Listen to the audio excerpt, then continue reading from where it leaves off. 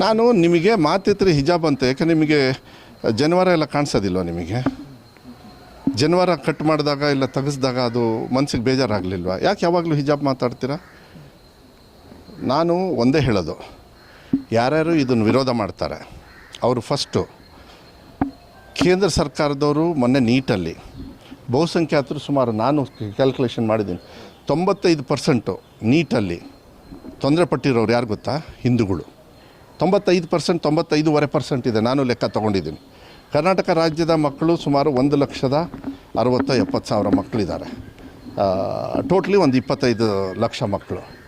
ಈ ಪ್ರಶ್ನೆ ನೀವು ಕೇಳ್ತಾ ಇದ್ದೀರಲ್ಲ, ನಾನೊಬ್ಬ ಶಿಕ್ಷಣ ಸಚಿವನಾಗಿ ಧೈರ್ಯವಾಗಿ ನಿಮಗೆ ಉತ್ತರ ಕೊಡ್ತಾ ಇದ್ದೀನಿ. ಯಾವಾಗಲೂ ಕೂಡ ಹೆಚ್ಚು ಕಮ್ಮಿ ಆದಾಗಲೂ ಕೂಡ ಏನೇ ಒಂದು ವಿಚಾರ ಇದ್ರೂ ಕೂಡ ಧರ್ಮೇಂದ್ರ ಪ್ರಧಾನ್ ಅವರು ಶಿಕ್ಷಣ ಸಚಿವರು ಹೌದಲ್ಲ? ಈ ದೇಶದ ಸಚಿವರು ತಾನೇ. ಅವ್ರು ಯಾಕೆ ಕಾರಲ್ಲಿ ಹತ್ಕೊಂಡು ನಿಮಗೆಲ್ಲರೂ ಉತ್ತರ ಕೊಡದೆ ಓಡೋದ್ರು? ಯಾಕೆ ಕಳ್ತನ ಮಾಡಿದ್ರಂತ? ಶಿಕ್ಷಣ ಕಳ್ತನ ಮಾಡಿದ್ರಂತ? ಯಾಕೆ ತಪ್ಪು ಮಾಡಿದ್ರಂತ?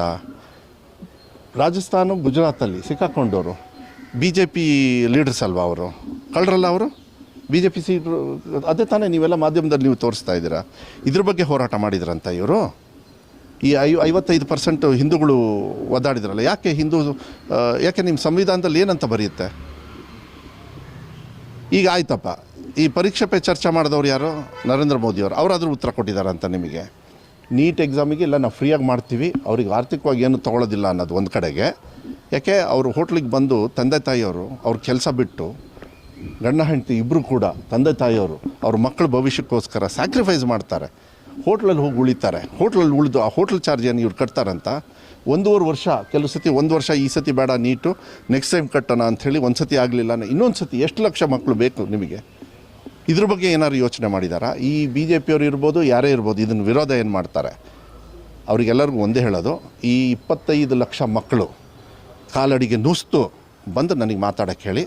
ನುಸ್ತು ಕೇಂದ್ರೀಯ ವಿದ್ಯಾಲಯ ಇಲ್ಲೇ ಇದೆ, ನಮ್ಮ ರಾಜ್ಯದಲ್ಲಿ ಇದೆ, ಎಲ್ಲ ಕಡೆಯೂ ಕೂಡ. ಕೇಂದ್ರೀಯ ವಿದ್ಯಾಲಯದಲ್ಲೂ ಕೂಡ ಇದೇ ಕಾನೂನು ನಾನು ಮಾಡಿರ್ತಕ್ಕಂಥದ್ದು ಇರೋದು. ಅವ್ರಿಗೆ ಕಣ್ಣು ಕಾಣಿಸಲ್ಲ. ಅವರಿಗೆ ನರೇಂದ್ರ ಮೋದಿಯವರು ಮಾಡಿರೋದು ಕಾನೂನು ಅದು. ಮಹಾರಾಷ್ಟ್ರದಲ್ಲಿ ಇದೇ BJP ಸರ್ಕಾರ ಇರೋದು.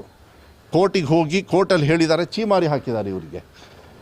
ನಾವು ಇದು ಒಂದೇ ವಿಚಾರ ಇರಬಾರ್ದು. ಮನಸ್ಸಿಗೆ ನೋವಾಗಿದೆ. ಮನೆ ಮುಖ್ಯಮಂತ್ರಿಗಳು ಎಲ್ಲರನ್ನೂ ಕೂಡ ಪ್ರೀತಿ ವಿಶ್ವಾಸದಿಂದ ನಾನು ಹೇಳ್ತಾ ಇದ್ದೀನಿ ನೋಡಿ, ಶಿಕ್ಷಣ ಧರ್ಮ, ಶಿಕ್ಷಣವೇ ಧರ್ಮ. ಕೈ ಹಾಕಕ್ಕೆ ಹೋಗಬೇಡಿ.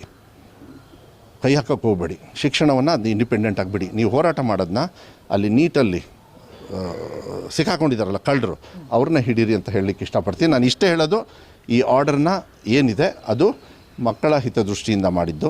ಚರ್ಚೆ ಮಾಡೋಣ.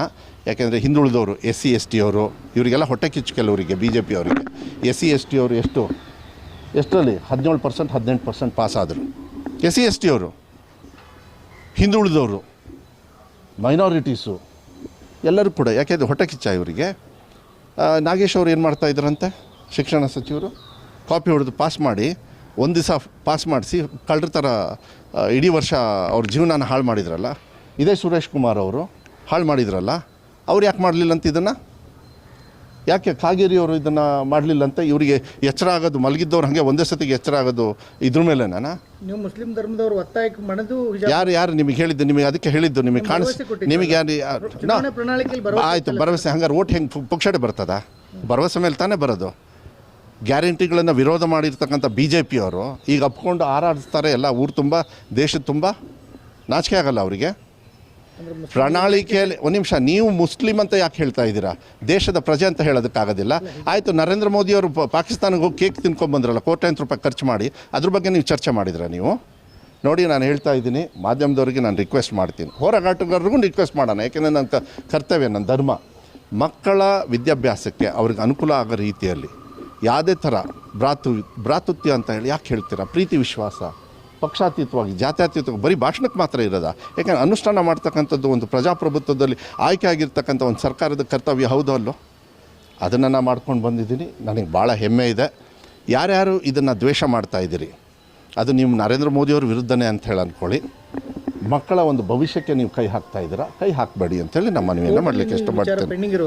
ಅದನ್ನು ಎಲ್ಲ ನೋಡ್ಕೊಂಡಿದ್ದೆ. 22ನೇ ತಾರೀಕು 22ನೇ ಇದನ್ನು ತೆಗೆದ ಮೇಲೆ ನಾನು ನಿನ್ನೆ ಇದ್ರ ಬಗ್ಗೆ ಉತ್ತರ ಕೊಟ್ಟಿದ್ದೀನಿ. ನೀವು ಮಾಧ್ಯಮದವರು ಬರೀ ಅದನ್ನೇ ಕೇಳೋದು ನಿಲ್ಲಿಸಿ, ಅದನ್ನು ಕೇಳಿಸಿ. ಅದು ವಿಡ್ರಾ ಮಾಡ್ತಕ್ಕಂಥದ್ದು ವಿಡ್ರಾ ಮಾಡ್ತಾರೆ, ಅದೆಲ್ಲ ಕಾನೂನು ಇಲಾಖೆ ನೋಡ್ಕೊಳ್ತದೆ. Don't worry. ನೀವು ಸಣ್ಣ ಆಗ್ಬೇಕಲ್ವಾ, ಅದು ಒಂದು ಉತ್ತಮ ಆಹಾರದಿಂದ ಸಣ್ಣ ಆಗ್ಬೇಕಲ್ವಾ. ಪ್ರತಿದಿನ ನಮ್ಮ ಜೀನಿ ಸ್ಲಿಮ್ ನ ಯೂಸ್ ಮಾಡಿ ಯಾವುದೇ ಸೈಡ್ ಎಫೆಕ್ಟ್ ಇಲ್ದಂಗೆ ನೀವು ಸಣ್ಣ ಆಗ್ತೀರಾ.